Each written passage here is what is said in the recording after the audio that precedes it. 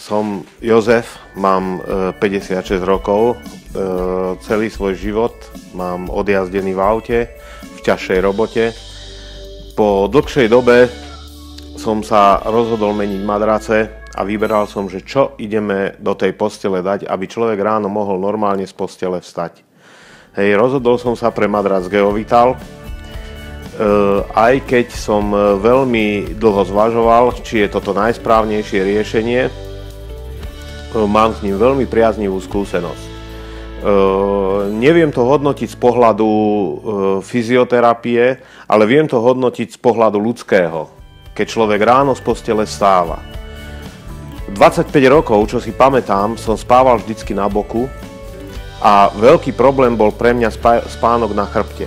Hej. Keď si to tak predstavíme, tak rozťahovanie stavcov, keď človek spí na boku, je veľmi problematické, alebo vytváranie priestorov v medzistavcových priestoroch je veľmi problematické.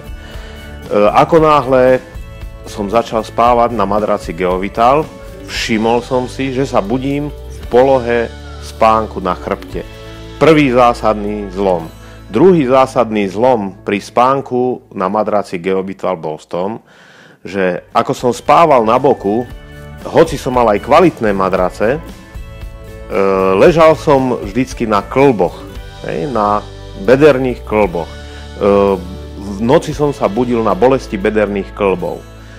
Pri tomto madraci vôbec neviem, ako spím a vôbec si neuvedomujem bolesti bederných klbov. Čiže veľmi zásadná zmena. A ešte jedna veľmi zásadná zmena.